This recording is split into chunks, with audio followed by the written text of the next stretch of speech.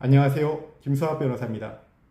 저는 대한변호사협회 공식인증 제주형사전문변호사이자 제주지방법원 재판부별 국선변호사, 제주지방법원 논스톱 국선변호사를 역임하면서 수많은 형사사건의 변론을 성공적으로 수행해왔으며 현재 다수의 형사사건을 수임하여 변론하고 있습니다.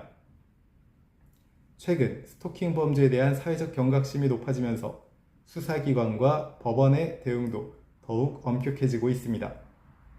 특히 스토킹 혐의로 신고된 이후 경찰의 긴급 응급조치를 받은 상태에서 이를 위반한 경우 단순 스토킹 사건보다 훨씬 불리한 상황에 처할 수 있습니다. 실제 상담을 진행하다 보면 상대방이 먼저 연락해서 답장했을 뿐인데 위반이라고 합니다. 우연히 마주쳤는데 신고를 당했습니다. 접촉 금지인 줄 몰랐습니다와 같은 이야기를 하는 분들이 적지 않습니다.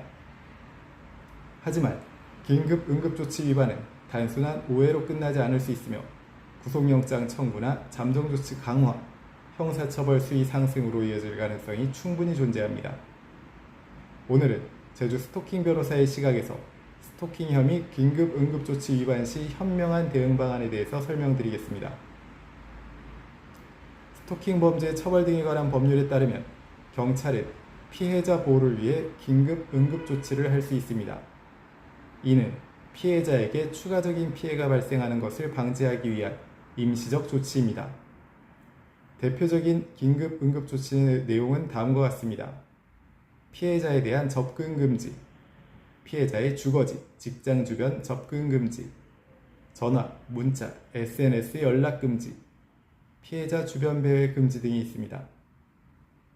경찰의 긴급 응급조치가 내려지면 대상자는 반드시 이를 준수해야 하며 위반 시 별도의 법적 문제가 발생할 수 있습니다. 많은 분들이 긴급 응급조치를 단순 경고 정도로 생각하는 경우가 있습니다. 하지만 수사기관은 긴급 응급조치 위반을 매우 심각하게 바라봅니다.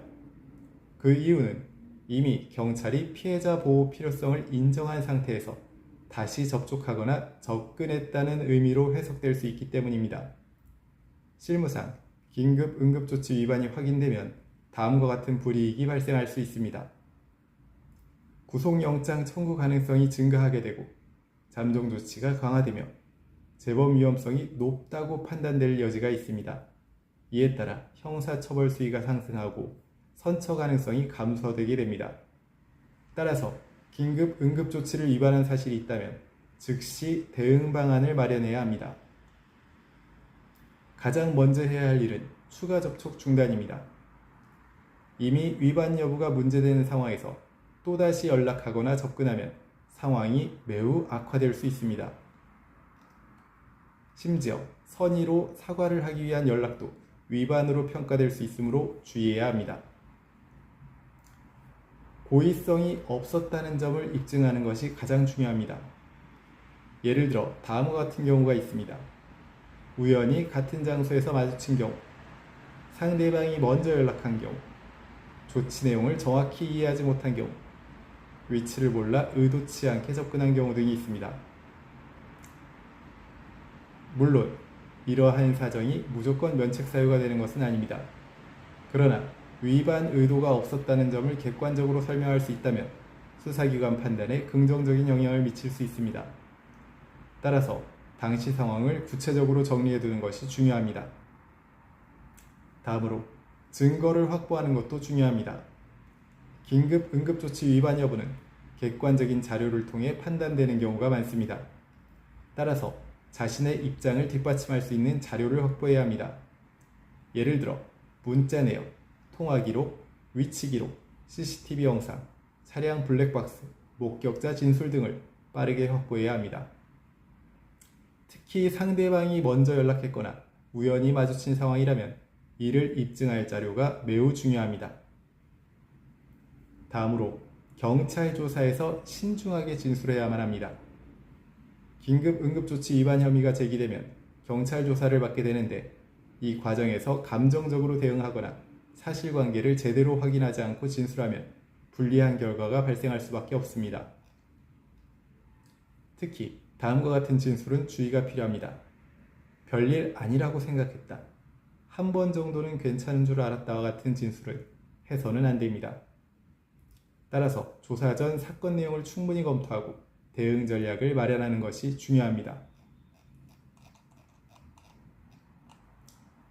스토킹 사건은 일반 형사 사건과 달리 피해자 보호를 최우선으로 고려하는 특성이 있습니다.